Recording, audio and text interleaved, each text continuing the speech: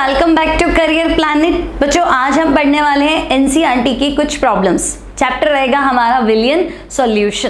तो प्रॉब्लम्स हिंदी में रहेंगी। हम स्टार्ट करेंगे क्वेश्चन नंबर 2.4 से 2.9 क्योंकि ये न्यूमेरिकल्स है ना। इसके आगे के जितने भी क्वेश्चंस है वो थियरी है तो वो तो आप कर लोगे। न्यूमेरिकल में समस्या थोड़ी ज़्यादा आती है। तो बच्चों स्टार्ट करते हैं प्रॉब्लम्स फ्रॉम सॉल्यूशन। तो बच्चों पहला क्वेश्चन है आपके पास एनसीईआरटी का अनसॉल्व्ड क्वेश्चन, क्वेश्चन नंबर 2.4। प्रयोगशाला कार्य के लिए प्रयोग में लाया जाने वाला सांद्र नाइट्रिक अम्ल द्रव्यमान की दृष्टि से नाइट्रिक अम्ल का 68% जलीय विलयन है। यदि इस विलयन का घनत्व 1.504 ग्राम प्रति ml हो तो इस नमूने की मोलरता होगी। तो बच्चों आपको भार प्रतिशत दे रखा है 68%, आपको घनत्व दे रखा है 1.504 और आपको पूछिए मोलरता। ठीक है, तो बच्चों आप शुरू कैसे करेंगे एग्जाम में? तो हम लिखेंगे भाई गिवन डेटा है ना। क्या गिवन है? तो हम कहेंगे भाई दिया गया है एक तो 68% नाइट्रिक अम्ल का जलीय विलयन यानी भार प्रतिशत है ना। भार प्रतिशत आपको दिया हुआ है कितना? 68%। तो बच्चों हम कहेंगे गिवन डेटा है हमारे पास भार प्रतिशत।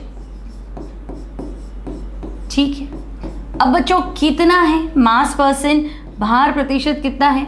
तो हम कहेंगे भी 68%। ठीक है, कौन है भार प्रतिशत में? नाइट्रिक अम्ल। तो बच्चों नाइट्रिक अम्ल का फॉर्मूला होता है HNO3। ठीक है, नाइट्रिक एसिड का फॉर्मूला है HNO3 नाइट्रिक एसिड। तो हम क्या करते हैं नाइट्रिक अम्ल का अणु भार निकाल लेते हैं। ठीक है, तो भाई HNO3 का अणु भार अभी कैसे निकालेंगे बच्चों? तो देखो वैसे तो एग्जाम में गिवन होता है हाइड्रोजन का भार होता है बच्चों 1, नाइट्रोजन का भार होता है 14 और ऑक्सीजन का भार होता है 16। ठीक है, अब तो HNO3 है तो जोड़ दो 1 + 14 + 16 × 3। तो बच्चों ये आएगा 63। तो भार प्रतिशत हो गया, नाइट्रिक अम्ल का अणु भार भी हो गया। अब क्या दिया है? तो भाई आपके पास है विलयन का घनत्व। ठीक है, अब बच्चों विलयन का घनत्व कितना है? तो हम कहेंगे विलयन का घनत्व है 1.504 ग्राम प्रति ml। ठीक है, फाइंड क्या करना है? तो भाई हमें मोलरता ज्ञात करनी है। क्लियर? मास परसेंट दे रखा है, भार प्रतिशत, नाइट्रिक अम्ल का अणु भार दे रखा है, डेंसिटी दे रखी है, मोलरता निकालनी। ठीक है, अब कैसे निकालेंगे? तो बच्चों मोलरता का फॉर्मूला लगाएंगे जब आपको भार प्रतिशत दिया हुआ हो। तो मोलरता का फॉर्मूला है, अगर आपको भार प्रतिशत दिया हुआ हो तो फॉर्मूला यूज करेंगे मोलरता बराबर x × d × 10 अपॉन विलेय का अणुभार। ठीक है, फॉर्मूला लगाएंगे आप, सीधा फॉर्मूला लगाना है x × d × 10 अपॉन विलेय का अणुभार। ठीक है बच्चों, अभी x कितना है? तो भार प्रतिशत कितना है बच्चों? 68%। डेंसिटी कितनी है? तो डेंसिटी है, घनत्व कितना है? 1.504 × 10 अपॉन विलेय का अणुभार। तो बच्चों विलेय का अणुभार है 63। ठीक है, तो अब आपको 68 भार प्रतिशत है 68 × 1.504 × 10 डिवाइडेड बाय 63 करना है। तो बच्चों उसको सॉल्व कर लो। सॉल्व करोगे तो तुम्हारे पास आंसर आएगा 16.23 मोल प्रति लीटर। ठीक है, या तुम ऐसे भी लिख सकते हो 16.23 कैपिटल M मोल पर लीटर, मतलब मोलारिटी है। तो चाहे वैसे लिखो चाहे वैसे लिखो। तो सिंपल सा क्वेश्चन है, सीधा फॉर्मूला बेस्ड क्वेश्चन है ना। आप वैल्यूज रखो, फॉर्मूला लगाओ, वैल्यू पुट कर दो, आंसर आ जाएगा। ठीक है, तो ये हो गया हमारा 2.4। आगे बढ़ते हैं बच्चों। नेक्स्ट क्वेश्चन है 2.5। ग्लूकोज का एक जलीय विलयन 10% वेट बाय वेट है। अब फिर ध्यान रखेंगे बच्चों, जलीय विलयन है ग्लूकोज का। ग्लूकोज का जलीय विलयन मतलब विलेय कौन है? ग्लूकोज। विलायक कौन है? किस में घोला? तो हम कहेंगे पानी में। ठीक है, 10%। तो बच्चों 10% का मतलब 10/100 होता है क्या?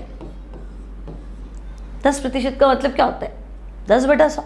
अब भार प्रतिशत का फॉर्मूला याद करो, ऊपर क्या होना चाहिए? तो हम कहेंगे ऊपर तो होता है विलेय का भार। और नीचे क्या होना चाहिए, तो विलियन का भार, है ना।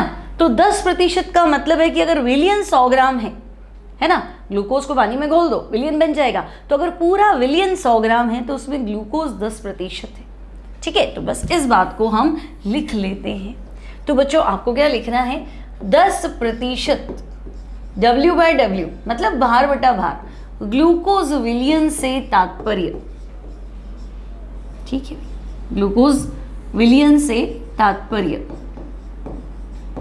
क्या तात्पर्य है, 10% W/W ग्लूकोज सॉल्यूशन से। तो बच्चों हम कहेंगे इससे तात्पर्य है कि भाई विलेय का भार जो है, विलेय का भार, तो बच्चों विलेय का भार है 10 ग्राम। ठीक है, विलेय का भार 10 ग्राम। और विलेय कौन है, तो हम कहेंगे विलेय मतलब ग्लूकोज। ठीक है, और विलियन का भार कितना है, तो बच्चों परसेंटेज यानी 100 हुआ ना, तो हम कहेंगे विलियन का भार, तो बच्चों विलियन का भार है 100 ग्राम। ठीक है, अब विलायक का भार कितना है, तो बच्चों विलायक का भार क्या होता है, तो हम कहेंगे विलायक का भार होता है विलियन का भार माइनस विलेय का भार। भाई पूरा विलियन ग्लूकोज और पानी माइनस ग्लूकोज का भार, तो विलायक कौन है, पानी, तो उसका भार आ जाएगा। तो हम कहेंगे विलियन का भार मतलब 100, विलेय का भार मतलब 10, तो आंसर है 90 ग्राम। ठीक है, तो ये तो भी डेटा ही है। अब क्या क्या दिया है, तो आपसे कहा है विलियन की मोललता निकालो, विलियन में प्रत्येक घटक का मोल भिन्न निकालो। यदि घनत्व 1.2 ग्राम प्रति ml है, ठीक है भाई, विलियन का घनत्व, डेंसिटी दे रखी, कितनी दे रखी है, तो हम कहेंगे 1.2 ग्राम प्रति ml। ठीक है, तो विलियन की मोलरता भी बता दो। ठीक है, सरल सा क्वेश्चन है बच्चों। अब सॉल्व करते हैं 1 बाय 1। तो हम इसका पहला पार्ट सॉल्व करते हैं। तो फर्स्ट पार्ट क्या है, मोललता ज्ञात करो। ठीक है भाई, अब मोललता का फॉर्मूला याद करो बच्चों। मोललता होती है विलेय का भार। ओके, विलेय का भार है हमारे पास 10 ग्राम बटा विलेय का अणुभार। तो बच्चों आपको ग्लूकोज का अणुभार ज्ञात करना पड़ेगा। ठीक है, तो विलेय का भार बटा विलेय का अणुभार इंटू 1000 बटा विलायक का भार। ठीक है, तो 1000 बटा विलायक का भार, और वो किस में होना चाहिए, तो हम कहेंगे ग्राम्स में। ठीक है, अब बच्चों ग्लूकोज का अणुभार, तो हम यहाँ निकाल देते भाई ग्लूकोज का अणुभार। अब बच्चों ग्लूकोज का फॉर्मूला तो याद है आपको, C6H12O6, ये है ग्लूकोज, और आपको इसका अणुभार निकालना। ठीक है, निकाल लेते हैं, क्या बात। तो देखो ग्लूकोज का फॉर्मूला C6H12O6। अब बच्चों कार्बन का भार होता है 12, है ना, C12 होता है ना, तो हम कहेंगे हाँ कार्बन का भार 12, U मान लो, यूनिफाइड मास 6 है तो 6 से मल्टीप्लाई करो। हाइड्रोजन का भार 1 और ऑक्सीजन का भार 16, तो इसको ऐड करोगे तो आएगा 180।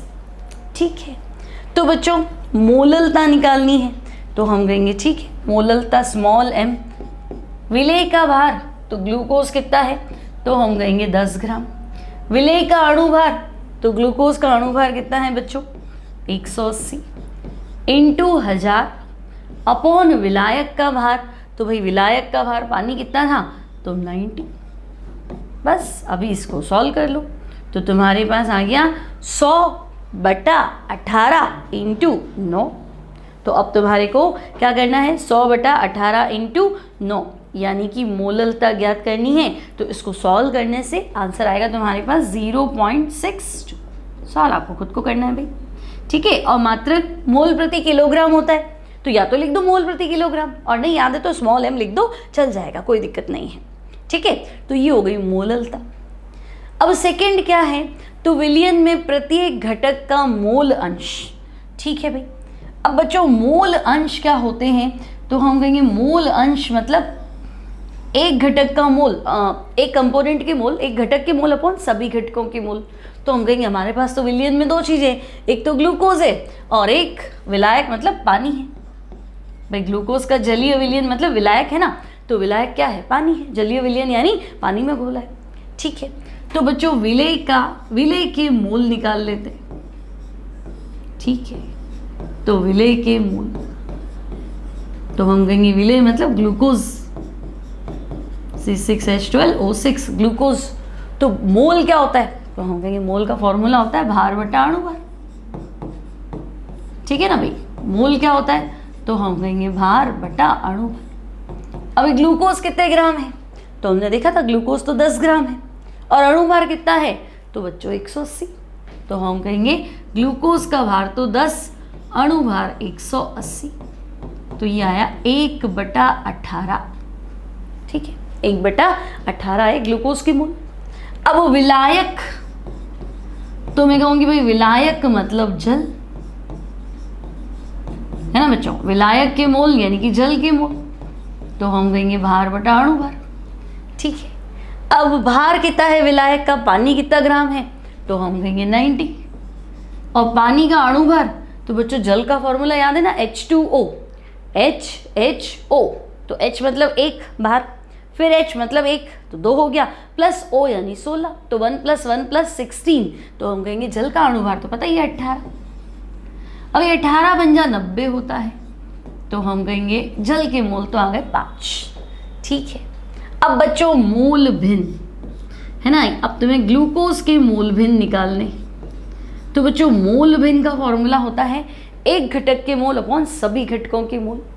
ठीक है, तो हम कहेंगे अच्छा भाई ग्लूकोज के मोल ऊपर रख देते, है ना, स्मॉल n से रिप्रेजेंट करिए मोल, अपॉन सभी घटकों के मोल मतलब ग्लूकोज के मोल प्लस विलायक को अगर मैं कैपिटल लिखूं तो कैपिटल N यानी कि जल के मोल। ठीक है भाई, कैपिटल N जल। अब ग्लूकोज के मोल कितने? तो हम कहेंगे 1/18, तो 1/18। ठीक है, 0.05 के आसपास आना चाहिए, 0.055 होगा। फिर ग्लूकोज, तो हम कहेंगे 1/18 प्लस कितना है? 5। तो उसको सॉल्व तो कर ही लोगे, है ना? तो 1/18 0.055 और फिर क्या करना है? 0.055 प्लस ये ऐड कर दो। तो बच्चों अब तुम्हारे पास ग्लूकोज के मोल तो आ जाएंगे 0.011। सॉल्व कर लेते हैं हम। पहले आप सॉल्व करेंगे 1/18, तो ये तो आ गया 0.055।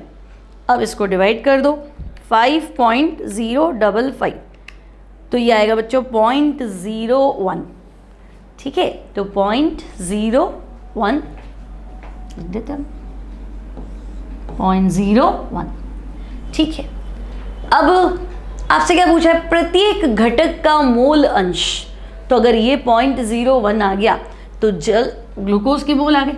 अब आपको पता है XA + XB मतलब मोल भिन्न टोटल जो है ना वो हमेशा 1 होता है। जैसे परसेंटेज 100 होते हैं ना, मैंने 1 का निकाल दिया भाई ये 60% है, तो दूसरा बताने की जरूरत थोड़ी ना, अगर ये 60 है तो दूसरा 40 है। सिमिलरली मोल भिन्न जो होता है ना वो ग्लूकोज के मोल भिन्न प्लस जल के मोल भिन्न, तो टोटल 1 होता है। 1 मान लो पूरी चीज़ को और उसके हिस्से कर दो, तो हम कहेंगे ओके। तो भाई ग्लूकोज के मोल भिन्न आ गए 0.01। ठीक है, 19 ले लेते हैं एग्जैक्ट, अगर आप करेंगे तो 0.019 प्लस जल के मोल अब इक्वल्स टू 1। तो यहाँ से आप फाइंड करेंगे x जल, तो ये आ जाएगा बच्चों 1 -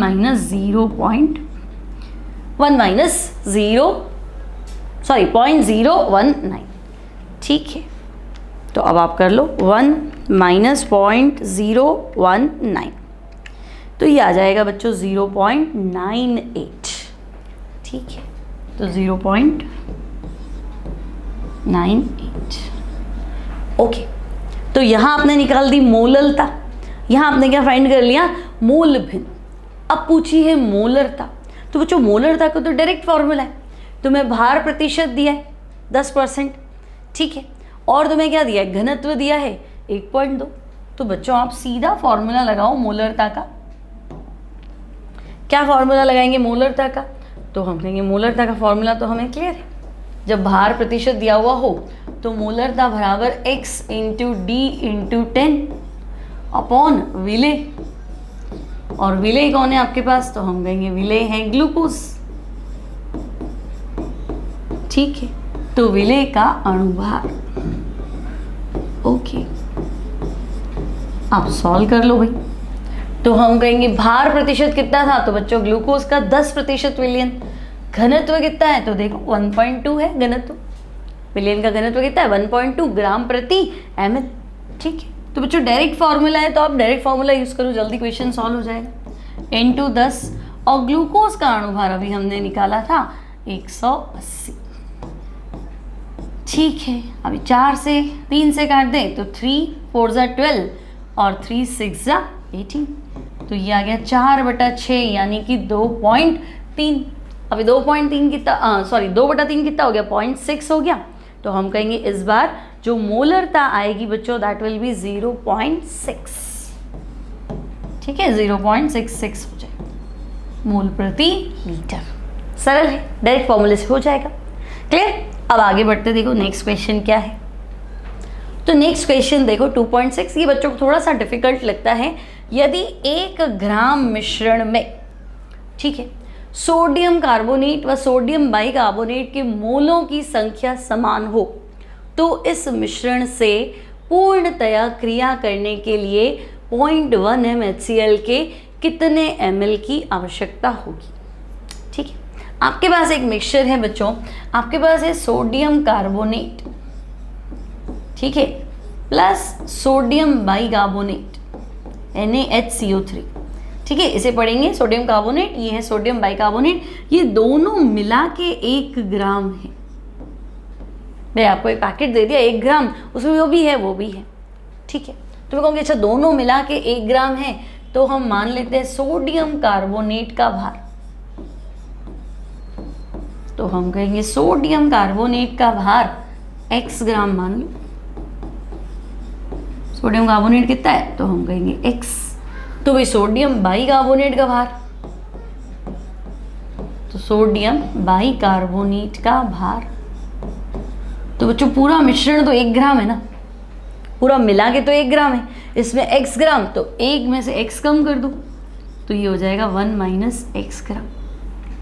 अब आप कह रहे हो कि मिश्रण में दोनों के मोलों की संख्या समान है, इक्विमोलर मिक्सचर है, सममोलर मिक्सचर है, मतलब मोलों की संख्या समान है। तो बच्चों लिखो ना, दिया गया है, हमें कैसे पता चला, तो हम कहेंगे गिवन है।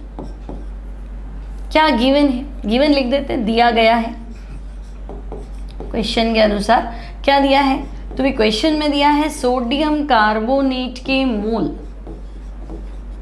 ठीक है, इक्वल्स टू सोडियम बाइकार्बोनेट के मोल। तो हम कहेंगे ठीक है, दोनों के मोलों की संख्या बराबर है। तो मोल क्या होता है, मतलब हम कहेंगे भाई इसका भार बटा अणु भार। मोल क्या होता है बच्चों, मोल का फॉर्मूला तो याद है ना, भार बटा अणु भार, भार ग्राम्स में होना चाहिए, इक्वल्स टू यहाँ पे भी क्या है भार जो कि ग्रामों में होता है अपॉन अणु भार। तो हम कहेंगे हाँ, अब भार तो हमने निकाल लिया, x है, ये 1 - x है। सोडियम कार्बोनेट का अणुभार निकाल लेते हैं। ठीक है, तो यहाँ निकाल लेते हैं पहले सोडियम कार्बोनेट का अणुभार। ठीक है, अब बच्चों सोडियम कार्बोनेट का अणुभार, तो सोडियम का 23, 2 से मल्टीप्लाई कर लो, कार्बन का 12, ऑक्सीजन का 16 × 3, तो 16 × 3 48 और 12 50 60 और 46 106 हो जाएगा। ठीक है, तो हम कहेंगे ये तो आया 106। अभी सोडियम बाइकार्बोनेट का अणुभार भी निकाल दो, तो हम कहेंगे ठीक है, ये भी निकाल लेते हैं भाई, सोडियम बाइकार्बोनेट का अणुभार, तो 23, सोडियम का 23 याद रखना है, प्लस 1 प्लस कार्बन का 12 प्लस 16 × 3, तो 16 × 3 यानी कि 48 प्लस 12 50 60 और कितना है 80 और 84, तो हम कहेंगे ये आया 84, ये तो 106 था और ये आया 84। ठीक है, अब हमें क्या करना था, हमें तो दोनों के मोल्स फाइंड करने थे। तो हम कहेंगे इसका भार कितना है भाई, तो इसका भार है x। अणुभार कितना है सोडियम कार्बोनेट का, तो उसका है 106। और यहाँ कितना है, तो हम कहेंगे इसका भार है 1 - x। और अणुभार कितना है, तो हम कहेंगे 84। ठीक है, क्रॉस मल्टीप्लाई कर लो, तो ये तो आ जाएगा 84x इक्वल्स टू, तो मैं कहूँगी ये तो 84x है, ये हो गया 106 माइनस 106x। ठीक है, 106 इधर ले आओ, तो 84x plus 106x equals to 106। तो 84 और 6 कितना हो गया 90। 190x इक्वल्स टू 106 और x हो गया 106 अपॉन 190। तो थोड़ा इसे सॉल्व करेंगे, 106 बटा 190 करके देखो भाई, तो ये आया 0.55। ठीक है, 557 है तो मैं 0.56 ले लेती हूँ, है ना भाई, 0.557 आएगा। तो मुझे क्या एग्जैक्ट आंसर निकालना है, तो मैं इसको 57 ले लेती हूँ। ठीक है, तो x की वैल्यू आ गई, तो 1 - x तो पता ही है, यहाँ तक तो कोई दिक्कत नहीं है भाई। दोनों का मिश्रण कुल कितना था, तो मैंने कहा 1 ग्राम, तो दोनों पैकेट में दोनों हैं, दोनों मिला के 1 ग्राम है, तो एक x है, एक 1 - x है। अब आपने कहा दोनों की मोलों की संख्या समान है, तो मुझे लगा भाई इसका भार बटा अणुभार इक्वल्स टू इसका भार बटा अणुभार। अभी इसका भार तो x था, अणुभार हमने निकाला 106, और इसका भार 1 - x था, अणुभार 84। अभी क्रॉस मल्टीप्लाई तो तुम कर लोगे ना, ये ऊपर जाएगा ये इधर जाएगा, और सॉल्व कर लो, तो ये आ गया। अभी क्वेश्चन खत्म नहीं हुआ है ना, अभी तो ये चालू ही हुआ है। अब ये क्या कह रहा है कि चलो आपने ये भी निकाल दिया कि भार कितना आया, ओके। अब इस मिश्रण से पूर्णतया क्रिया करने के लिए 0.1 m HCl के कितने मिलीलीटर की आवश्यकता होगी। तो भाई आपके पास तो मिक्सचर है, भले आपने निकाल दिया ये इतना ये इतना है, लेकिन आपके पास तो मिक्स्ड है ना, पूरा का पूरा पैकेट उसमें तो मिक्स्ड है ना, आपने अलग थोड़ा ना किया, आपने पता लगा लिया कि भाई ये इतना है ये इतना है, अलग तो वही नहीं, अलग तो हमने किसी मेथड से नहीं किया। अब इस मिश्रण की क्रिया HCl से करा दो, ठीक है, वो भी कर लेते हैं। तो बच्चों सोडियम कार्बोनेट, क्या करो, सोडियम कार्बोनेट की क्रिया पहले HCl से कराओ, और फिर सोडियम बाइकार्बोनेट की क्रिया भी HCl से करा दो। ठीक है भाई, तो देखो यहाँ लिख दो HCl से क्रिया कराने पर, ठीक है, HCl से क्रिया कराने पर, ओके, ये सब आपका अलग चल रहा है। तो भाई देखो सोडियम कार्बोनेट की क्रिया अगर मैं HCl से कराऊं, तो सोडियम 2 है तो क्लोरीन 2 चाहिए बच्चों, तो ये बनेगा 2NaCl plus CO2 plus water, है ना, कार्बोनेट है तो CO2, धातु है नॉन मेटल से क्रिया कर लेगा तो NaCl। अभिक्रिया तो आपको पढ़नी है कि भाई यहाँ ऐसी रिएक्शन। अब अभिक्रिया ध्यान से देखो बच्चों, अगर सोडियम कार्बोनेट के 1 मोल है, तो सोडियम कार्बोनेट के 1 मोल है, तो HCl के कितने मोल क्रिया कर रहे हैं, तो हम कहेंगे 2 मोल। अभिक्रिया तो यही कह रही है कि सोडियम कार्बोनेट का 1 मोल है तो HCl तो दुगना खर्च हो रहा है ना, तो ये 1 मोल है तो 2 मोल है ना, 11th क्लास में हमने पढ़ा था स्टोइकियोमेट्री। ठीक है, तो अभिक्रिया से तो ये लग रहा है। अब तुम्हारे पास कितने हैं सोडियम कार्बोनेट के मोल, तो तुमने कहा x बटा 106 है, सोडियम कार्बोनेट के मोल तुम्हारे पास कितने हैं, x बटा 106। तो बच्चों अगर तुम्हारे पास ये x/106 है, तो ये कितने चाहिए, दुगने, तो हम कहेंगे ये चाहिए 2x/106 आवश्यक होंगे, मोल आवश्यक होंगे। हम कहेंगे बात तो सही कह रहा है ना, अगर ये 1 मोल था तो ये 2 मोल, मेरे पास तो x बटा 106, तो मैं कहूँगी दुगना चाहिए, तो 2x/106 चाहिए। ठीक है, तो मिश्रण में तो मैंने HCl डाल दिया, तो HCl पहले इससे तो क्रिया करके और ये आंसर आ गया। अब मिश्रण में तो सोडियम बाइकार्बोनेट भी है, तो हम कहेंगे हाँ सोडियम बाइकार्बोनेट की क्रिया HCl से कराओ। अब तो अब देख लो, तो हम कहेंगे Na और Cl तो NaCl बनेगा, तो NaCl। कार्बोनेट है वो बहुत ज़्यादा स्टेबल नहीं होता है, तो ये बना लेगा CO2, और अम्ल है तो साथ में वाटर। ठीक है, अब ये भी समीकरण संतुलित है, लेकिन यहाँ मुझे लग रहा है कि भाई अगर ये 1 मोल है तो ये भी 1 मोल चाहिए। अभिक्रिया तो संतुलित है ना, संतुलित समीकरण। अभिक्रिया की स्टोइकियोमेट्री क्या कह रही है कि भाई ये 1 चाहिए तो ये 1 चाहिए, तो अगर ये 1 मोल है तो ये भी 1 मोल चाहिए। ठीक है, तुम्हारे पास कितना है? तो भाई हमारे पास सोडियम कार्बोनेट के मोल ये रहे 1 - x/84। तो हम कहेंगे, ये ध्यान रखना थोड़ा सा, तो ये है हमारे पास 1 - x/84। तो ये भी इतना ही चाहिए, 1 - x/84। ठीक है, तो हम कहेंगे चलो भाई दो चीज़ें तो हमारे पास आ गई, है ना भाई। इतने x/106 मोल से HCl कितना रिएक्शन करेगा? तो मैं कहूँगी 2x/106। और 1 - x/84 से कितना करेगा? तो मैं कहूँगी इतना का इतना करेगा। ठीक है, तो हम क्या लिखेंगे भाई, सोडियम कार्बोनेट व सोडियम बाइकार्बोनेट से क्रिया करने के लिए, ठीक है भाई, से क्रिया करने के लिए आवश्यक HCl के मोल। तो हम कहेंगे, एक बार तो हमने x ही रखा है ना, x की वैल्यू तो हम निकाल लेंगे, कोई बड़ी बात है नहीं। x की वैल्यू तो सॉरी है हमारे पास, सिर्फ वैल्यू पुट करनी है। तो हम कहेंगे देखो यहाँ तो चाहिए थे 2x/106, 2x अपॉन, यहाँ आएगा नहीं ये, चलो हटाते इसको। तो हम कहेंगे यहाँ तो चाहिए 2x/106 और वहाँ कितना चाहिए दूसरी बार? तो हम कहेंगे 1 - x/84। ठीक है, ऊपर कितना चाहिए? तो 2x/106 और नीचे कितना चाहिए था दूसरी बार? तो हम कहेंगे 1 - x/84।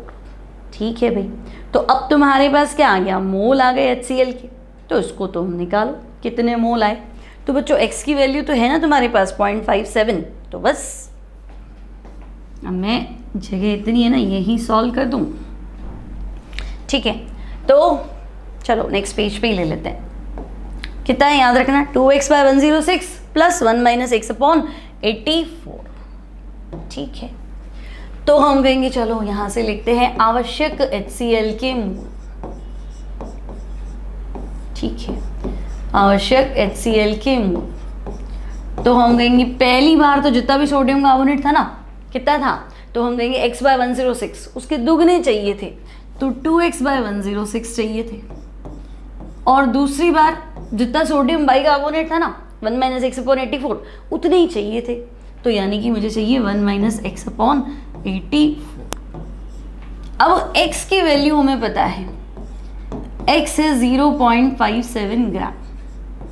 ठीक है, तो देखो ये मोल है, भार बटा अणु भार, कोई भार बटा अणु भार। ठीक है, तो HCl के मोल आ गए मेरे पास।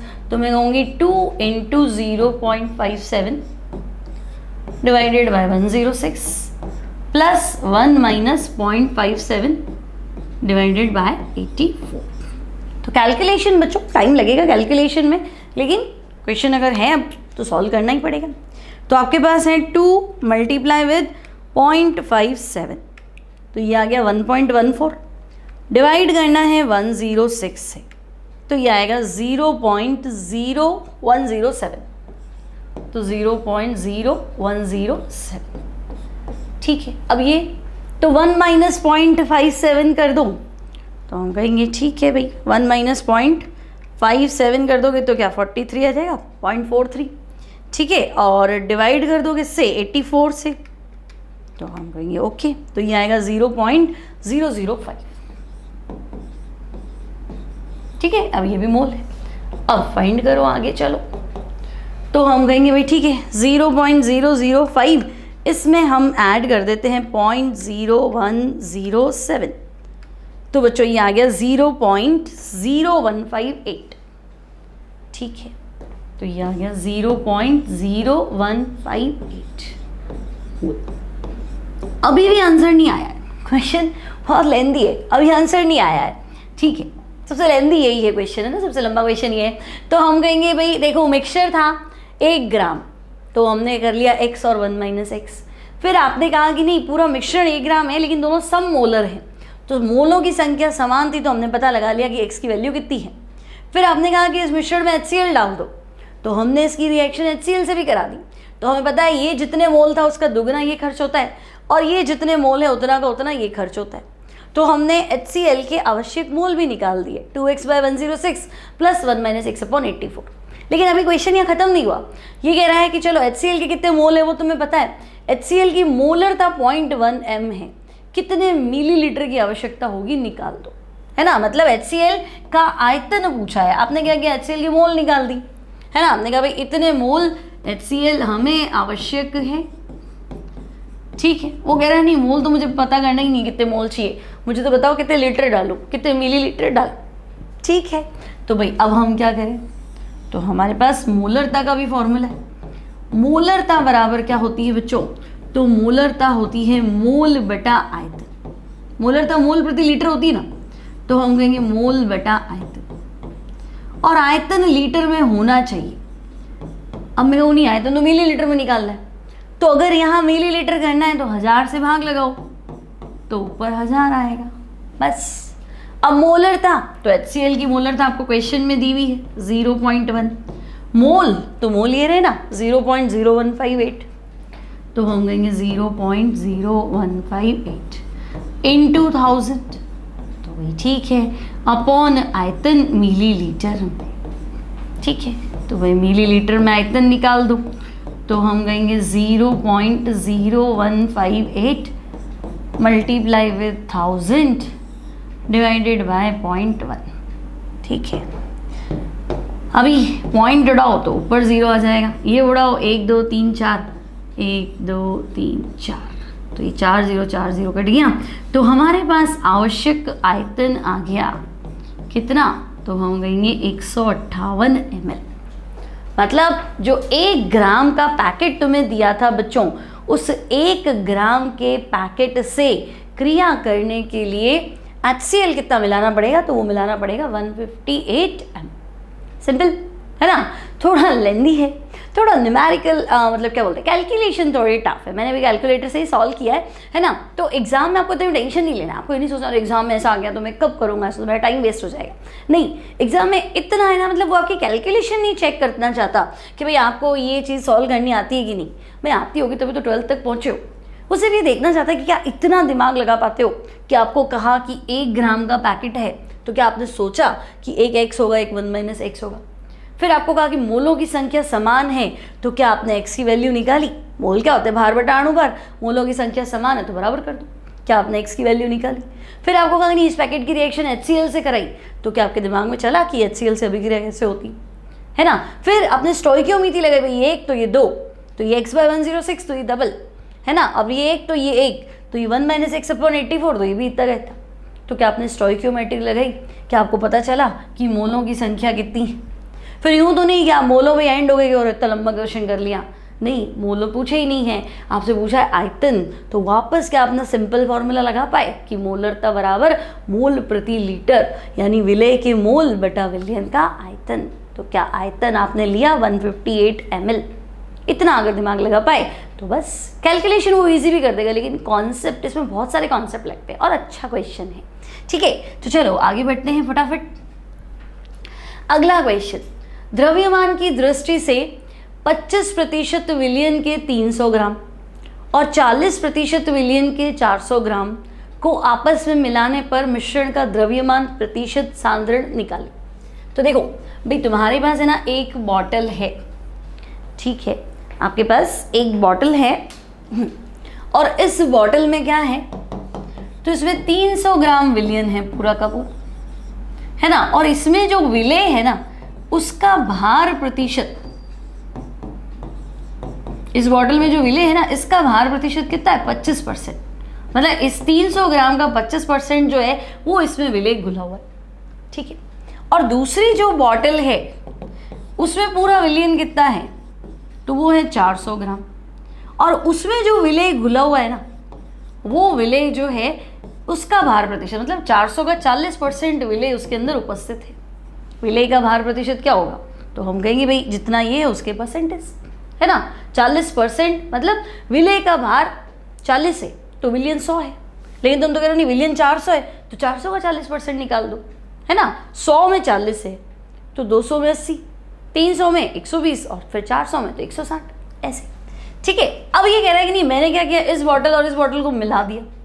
तुम्हें कहोगे इस बॉटल में तो 300 ग्राम पड़ा था, इस बॉटल में 400 ग्राम था, तुमने मिला दिया तो नया भार तो 700 ग्राम हो गया। क्वेश्चन समझना, एक्चुअली ये क्वेश्चन बहुत ईजी है, बच्चे कर भी लेते हैं, लेकिन उनका कॉन्सेप्ट नहीं क्लियर होता कि करना क्या है। बात समझे? 2 बॉटल पड़ी, एक में ना सॉल्यूशन है और वो है 300 ग्राम, दूसरी बॉटल में सॉल्यूशन है वो है 400 ग्राम। मैंने कहा दोनों बॉटलों को मिला लो, तो 300 ग्राम में 400 ग्राम मिलाया तो नया विलियन का भार हो गया 300 + 400 यानी 700, वो तो दे देगा विलेय का भार। तो भाई पहली वाली में जो विलेय घुला हुआ है वो द्रव्यमान की दृष्टि से 25% है, मतलब 100 में 25 घुला हुआ था, तो तुम्हारे पास तो 300 ग्राम की बॉटल है, तो 300 में कितना घुला हुआ है, तो 300 का 25% निकाल दो। और दूसरी जो बॉटल है उसमें पूरा सॉल्यूशन 400 ग्राम और द्रव्यमान प्रतिशत 40% है, मतलब 100 ग्राम में 40 ग्राम घुला हुआ था, तुम्हारे पास तो 400 ग्राम है, तो 400 का 40% निकाल दो तो विलेय का भार आ जाएगा। 300 और 400 मिलाए तो विलियन का भार आ जाएगा और फिर मास परसेंट निकाल दो। ठीक है, तो बच्चों हम क्या करेंगे, तो हम कहेंगे भाई 2 अलग अलग विलेय है। ठीक है, तो 2 अलग अलग विलेय है, तो पहले हम 25% वाले में, है ना, 300 ग्राम विलियन में उपस्थित 300 ग्राम विलियन में उपस्थित विलेय का भार, तो हम कहेंगे पहली वाली बॉटल में कितना विलेय है, तो हम कहेंगे पूरा विलियन तो था 300 ग्राम, तो हम कहेंगे वो 300 का 25% था। 300 ग्राम का कितना है, 25% है, तो 300 का 25% तो निकाल दोगे, 25/100 × 300, तो हम कहेंगे ये तो आ गया 75 ग्राम। ठीक है, अब 400 ग्राम वाली बॉटल है, तो बच्चों 400 ग्राम विलियन में उपस्थित विलेय का भार। ठीक है, तो बच्चों 400 ग्राम वाली बॉटल है उसमें निकाल लो,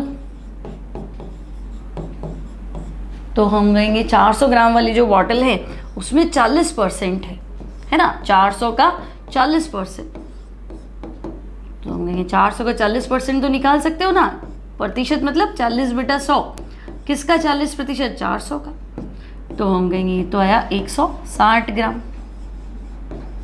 ठीक है, तो भाई पहली बॉटल में विलेय कितना है, तो बच्चों पहली बॉटल में विलेय है 75, दूसरी में कितना है, तो दूसरी में विलेय है तुम्हारे पास कितना, तो हम कहेंगे दूसरी में विलेय है हमारा 160, तो जोड़ दो, है ना, पूरा विलेय का भार जोड़ दो। ठीक है, तो लिख भी लेना साथ में, बच्चों मैं बोर्ड से हट जाती हूँ ताकि आप आराम से लिख पाए। तो विलेय का भार है ना, कुल भार, क्योंकि तुम तो मिक्स कर रहे हो दोनों बॉटल को, तो विलेय का कुल भार, तो हम कहेंगे पहली बॉटल में तो 75 था और दूसरी बॉटल में कितना है, 160 है। ठीक है भाई, तो 160 और 75 40 निकाल दो तो 200, पीछे कितना बचा, 35, तो ये हो गया 235। ठीक है, 235 ग्राम। अब विलियन का कुल भार, तो तुमने 400 ग्राम और 300 ग्राम को मिलाया है, तो विलियन का कुल भार, तो बच्चों विलियन का कुल भार कितना है, तो हम कहेंगे 400 + 300 = 700। ठीक है, अब क्या कह रहा है कि भाई मिलाने के बाद द्रव्यमान प्रतिशत सांद्रण, मतलब भार प्रतिशत निकालो, तो ठीक है, भार प्रतिशत का फॉर्मूला लगा दो, तो हम कहेंगे भार प्रतिशत का फॉर्मूला तो हमें याद है, मिक्स करने के बाद कह रहा है, क्योंकि पहले तो लगा वही और आंसर निकला वही, तो फॉर्मूला है विलेय का भार बटा विलियन का भार, ठीक है, इनटू, तो हम कहेंगे इनटू 100, विलेय का भार बटा विलियन का भार इनटू 100। ठीक है, अब मास परसेंट का फॉर्मूला लगा दो, तो बच्चों विलेय का भार कितना है, तो मैं कहूँगी 235, कुल कितना है, तो 700 इंटू 100, तो सॉल्व तो तुम कर लोगे भाई, 235/7, तो 7 या 21, तो 3 तो वैसे ही आ गया, फिर 2 7 दूनी 7 या फिर आ जाएगा। ठीक है, 33.6% दे रहा है बच्चों आंसर, तो आ ही जाएगा, कोई बड़ी बात नहीं है, तो आंसर आ जाएगा आपका 33.6%। सिंपल है, 2 बॉटल पड़ी थी लैब में, पहली में 300 ग्राम विलियन है, दूसरी में 400 ग्राम विलियन है, दोनों को मिला लो तो तुम कहोगे मिलाया तो 700 ग्राम हो गया। अब पहली और दूसरी में जो विलेय घुला हुआ था ना, वो आपको सिर्फ इतना पता है कि पहली में जो विलेय घुला हुआ था वो 25% था और दूसरी में जो घुला हुआ था 40% था। तो ये 25% किसका? 300 ग्राम का। 40% किसका? 400 का। भाई परसेंट तो 100 में होता है ना, तो 100 में 25 घुला हुआ था। तुम कह रहे हो नहीं मेरे पास तो 300 है, तो 300 का 25% निकाल दो। तो 100 में 25 है तो 200 में 50 है और 300 में 75 है। समझे ना मेरी बात? तो बस अब इसको जोड़ दो और आंसर आ जाएगा। ज़्यादा टफ नहीं, सिंपल ही है ना। चलो आगे बढ़ते हैं बच्चों, 2 क्वेश्चन और है हमारे पास। अब देखो ये भी क्वेश्चन थोड़ा लेंदी है। क्या क्या क्या पूछा? अच्छा, मोलरता और मोललता पूछी। तो देखो 222.6 ग्राम एथिलीन ग्लाइकोल तथा 200 ग्राम जल को मिलाकर प्रति हिम मिश्रण बनाया गया। विलयन की मोललता ज्ञात करो। घनत्व दिया हुआ है, विलयन की मोलरता भी ज्ञात करो। अब बच्चों ये थोड़ा ध्यान रखना है कि एक तो है जल और एक है ग्लाइकोल, है ना। इसमें बच्चे ना उलझ जाते हैं कि भाई मैडम ग्लाइकोल तो 222 ग्राम है और पानी जो है वो तो 200 ग्राम है, तो फिर पानी को हम विलायक कैसे माने? तो बच्चों जब हम डे 1 विलयन पढ़ते हैं तो आपको पहले ही सिखा देते हैं कि भाई विलेय जिसको विलायक में घोला तो उसकी भौतिक अवस्था बदल जाएगी। मतलब पानी में शक्कर घोलूंगी तो कितनी भी हो शक्कर गायब हो जाएगी, नमक घोलूंगी तो नमक गायब हो जाएगा, पानी तो एज इट इज़ रहेगा। और जो विलयन बनेगा वो तो जलीय विलयन ही हुआ ना, वो तो लिक्विड ही होगा। तो बच्चों जिसकी भौतिक अवस्था बदलती है वो विलेय है ना। सामान्यतः कम होता है, लेकिन हर केस में कम हो ऐसा जरूरी नहीं है। अब उसने बना दिया विलयन मिला के तो बना दिया, है ना। तो पहले ये थोड़ा ध्यान रखेंगे हम कि भाई इसमें विलेय कौन है, विलायक कौन है। ठीक है, तो विलेय का भार तो हम कहेंगे ओके भाई, विलेय का भार। विलेय कौन है बच्चों? तो एथिलीन ग्लाइकोल, मैं यहाँ शॉर्ट में ग्लाइकोल लिख रही हूँ। तो भाई विलेय है हमारे पास ग्लाइकोल। कितना है विलेय? तो हम कहेंगे 222.6 ग्राम। ठीक है, अब विलेय का अणुभार, ठीक है दिया है तो हम उसको भी लिख लेते हैं। विलेय का अणुभार फॉर्मूला दे रखा है वैसे तो आपको, क्या फॉर्मूला है? तो C2H4OH2। ठीक है भाई, ऐसे कर देते हैं इसको। ठीक है, C2H4OH2। तो अब आपको क्या करना है? कार्बन का भार तो पता ही है, कार्बन का भार कितना है? तो हम कहेंगे 12। ठीक है, दो कार्बन है तो 12 × 2 कर दो भाई, प्लस 4 हाइड्रोजन है 1 × 4, प्लस ऑक्सीजन होल 2 है तो 16 × 2, प्लस हाइड्रोजन भी होल 2 है तो 1 × 2। तो कितना हो गया? 12 दूना 24 और 4 28, 28 और 30 और 32 62। तो ये आया तुम्हारे पास 62। तो विलेय का भार आ गया, विलेय का अणुभार आ गया। अब क्या करना है? विलायक का भार। ठीक है भाई, विलायक मतलब पानी है इस बार, है ना। तो विलायक का भार कितना है पानी? तो हम कहेंगे 200 ग्राम। ठीक है, तो बच्चों विलायक का भार भी आ गया 200 ग्राम और विलयन का घनत्व भी है। ठीक है, विलयन का घनत्व, ठीक है। अच्छा, विलयन का घनत्व तो है, विलयन का भार निकालते क्या पहले भाई? 222.6 ग्राम ग्लाइकोल को 200 ग्राम पानी में घोला, तो 222.6 ग्राम ग्लाइकोल और पानी कितना है? 200 ग्राम। भाई इन दो को मिलाया तभी तो विलयन बना, तो 200 में 222.6 जोड़ दो ना, विलयन आ जाएगा। तो मैं कहूँगी हाँ ये आ गया 422.6 ग्राम। ठीक है, कम आएगा भैया मैं। अब क्या दिया है? तो विलयन का घनत्व भी दिया है। ठीक है, तो मतलब क्वेश्चन में इतना सब कुछ तो दे रखा है आपको। विलयन का घनत्व कितना है? तो हम कहेंगे घनत्व है 1.072 ग्राम प्रति ml। ठीक है, तो ये दे रखा है आपको विलयन का घनत्व। ओके, अब क्या करें? तो एक तो आपको निकालनी है मोलरता, दूसरा निकालना है मोललता। ठीक है, अब मोलरता में आयतन चाहिए और तुम्हें आयतन कहीं नहीं दिया हुआ है, भार प्रतिशत भी नहीं दिया हुआ है, जो तुम डायरेक्ट फॉर्मूला लगा लो। ठीक है, तो बच्चों घनत्व दिया है ना, घनत्व बराबर क्या होता है? तो मैं कहूँगी घनत्व बराबर होता है द्रव्यमान बटा आयतन।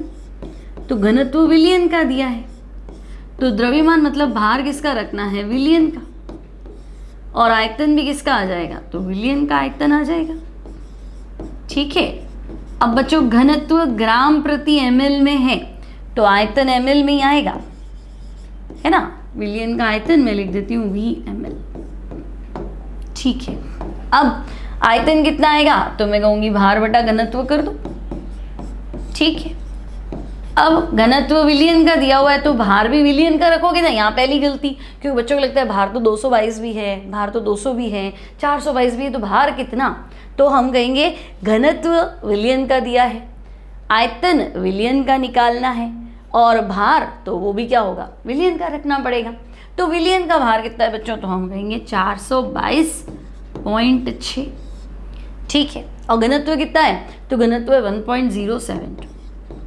अब यहीं सॉल्व मत करना, नहीं पूछा उसने तुमसे आयतन, इसको यूं का यूं रख देना, है ना, अभी नहीं सॉल्व करने की जरूरत है इसको, ठीक है। तो हम कहेंगे ओके, यहाँ तक तो पहुँच गए। अब क्या करें, अब फाइंड करते। पहले क्या पूछा है, मोललता पूछी है, तो ठीक है पहले हम मोललता निकालेंगे। तो बच्चों यहाँ निकाल देते चलो मोललता। तो हम कहेंगे मोललता का फॉर्मूला तो हमें याद है, क्या होता है, तो हम कहेंगे विलेय का भार, ठीक है, बटा, तो बटा विलेय का अणुभार,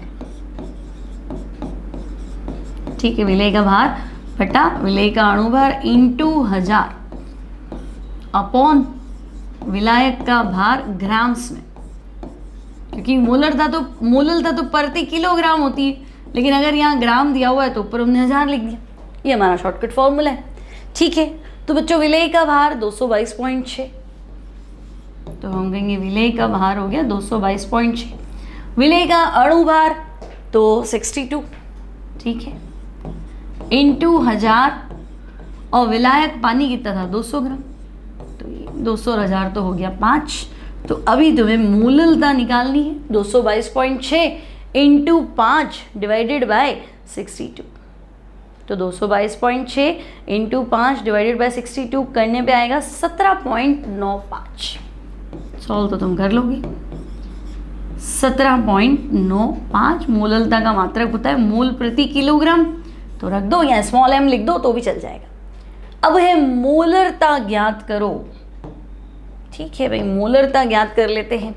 तो मोलरता का फॉर्मूला लगा दो सीधा, तो हम कहेंगे मोलरता का फॉर्मूला है विलेय का भार, ठीक है, बटा विलेय का अणुभार, ये भी ठीक है, इंटू, तो हम कहेंगे इंटू 1000 बटा आयतन विलियन का, और वो मिलीलीटर में होना चाहिए, ठीक है। अब मोलरता विलेय का भार, तो हम कहेंगे विलेय तो ग्लाइकोल है, कितना है 222.6, तो विलेय का भार 222.6, विलेय का अणुभार तो आ गया था 62, तो हम कहेंगे 62 इंटू 1000, विलियन का आयतन तो देखो हमने आयतन निकाल रखा है 422.6 बटा 1.072, आयतन निकाला था ना हमने, घनत्व बराबर द्रव्यमान बटा आयतन, आयतन बराबर क्या हो गया था, तो हम कहेंगे द्रव्यमान बटा घनत्व, ये रहा। तो यहाँ तो आएगा डिनोमिनेटर 422.6 और न्यूमरेटर में आ जाएगा 1.072। आप सॉल्व करो, है ना, तो 222.6 बटा 62, ठीक है, इनटू क्या करेंगे, तो हम इसको सॉल्व कर लेते हैं। तो बच्चों ये आना चाहिए तुम्हारा 9.1, है ना, 222.6 upon 62 multiply with 1000 upon 422.6 upon 1.072 करोगे तो वो आएगा 394.2। तो इसको सॉल्व कर लोगे तो दैट विल बी 9.1। चेक कर लो बच्चों ये आंसर आ रहा है कि नहीं आ रहा है। तो 9.1 मोल प्रति लीटर इसका आंसर है। तो ये हो गया हमारा क्वेश्चन नंबर 2.8। एक क्वेश्चन और बाकी है बच्चों, उसको भी सॉल्व कर लेते हैं फटाफट ताकि एनसीईआरटी का झंझट खत्म हो, है ना। सांद्रता की जितनी भी इकाइयाँ हैं उससे रिलेटेड क्वेश्चन आपके हो जाए, ठीक है। अब क्वेश्चन है, एक पेयजल का नमूना मतलब सैंपल क्लोरोफॉर्म से कैंसर जन्य समझे जाने की सीमा तक बहुत अधिक संदूषित है। संदूषित मतलब मिक्सिंग बहुत ज़्यादा, पॉल्यूटेड है वो, ठीक है, कॉन्टामिनेटेड है ऐसे मान लो। संदूषण की सीमा, ठीक है, 15 ppm है। क्वेश्चन तो समझ में आ गया कि भाई आपके पास वाटर सैंपल है, सैंपल कलेक्ट करते हैं ना, यहाँ पानी है, यहाँ पानी, यहाँ पानी, कौन से पानी में क्या चीज़ है। तो इसको पानी का एक सैंपल मिला, वाटर सैंपल मिला, उसमें क्लोरोफॉर्म।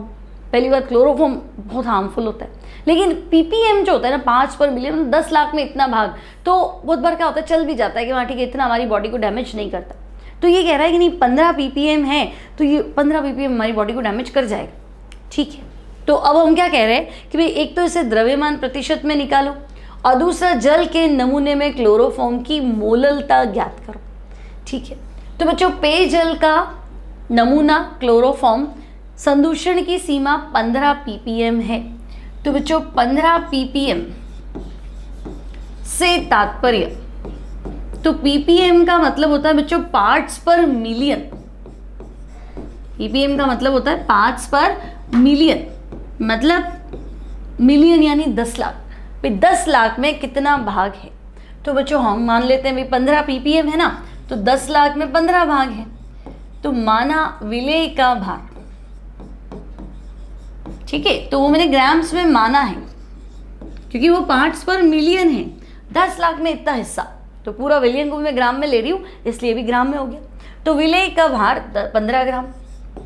विलियन का भार, तो बच्चों विलियन का भार है 10 लाख ग्राम, क्योंकि पार्ट्स पर मिलियन है, तो 10 लाख मतलब 10 की पावर 6 ग्राम। ठीक है, अब मोललता भी है, देखो सेकंड क्वेश्चन में। तो विलेय का अणुभार, तो बच्चों विलेय है क्लोरोफॉर्म। ठीक है, तो क्लोरोफॉर्म का अणुभार। अब बच्चों क्लोरोफॉर्म में कार्बन का भार 12, हाइड्रोजन का 1, क्लोरीन का 35.5 मल्टीप्लाई विथ 3, तो ये हो जाएगा 119.5। ठीक है, सॉल्व कर लोगे ना, 119.5 आ जाएगा, ये फिक्स है। अब क्या करना है, तो पहले तो आपको द्रव्यमान प्रतिशत निकालना है। तो बच्चों द्रव्यमान प्रतिशत मतलब वही है भार प्रतिशत। ठीक है, एग्जाम में आ जाए द्रव्यमान प्रतिशत निकालो मतलब भार प्रतिशत। तो बच्चों भार प्रतिशत का फॉर्मूला है विलेय का भार। ठीक है, ग्राम्स में होना चाहिए, अपॉन विलियन का भार। ठीक है भाई, ये भी ग्राम्स में होना चाहिए, और परसेंटेज है मतलब 100। ठीक है, तो बच्चों विलेय का भार कितना है, तो मैं कहूंगी विलेय का भार है 15। विलियन का भार तो वो है 10 लाख इंटू 100। तो अब भार प्रतिशत आ गया, काट लोगे 100 और 10 की पावर 6, तो ये आ जाएगा 15 इंटू 10 की पावर -4%। तो ये पहला पार्ट सॉल्व हो गया, भार प्रतिशत। ठीक है, सेकेंड पार्ट, तो सेकेंड है मोललता ज्ञात करो भाई, वाटर सैंपल जल के नमूने में क्लोरोफॉर्म की मोललता।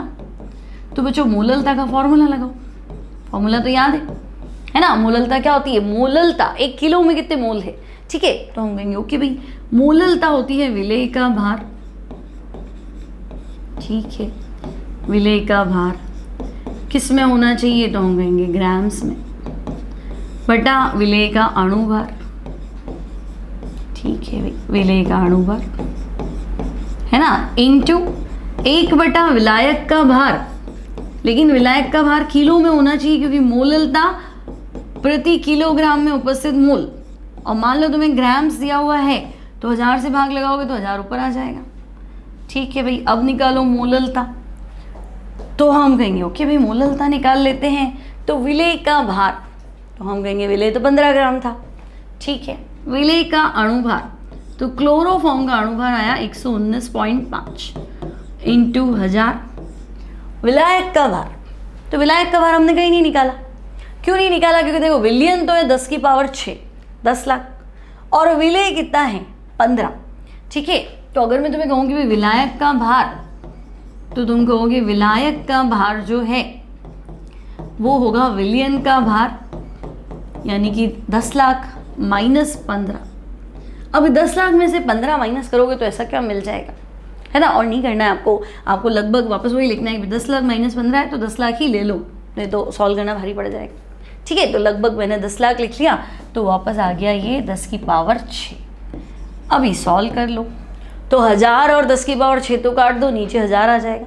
तो अब तुम्हारे को करना है 15/119.5, ठीक है। और फिर जो आंसर आया उसको 1000 से फिर से डिवाइड कर देते हैं, है ना।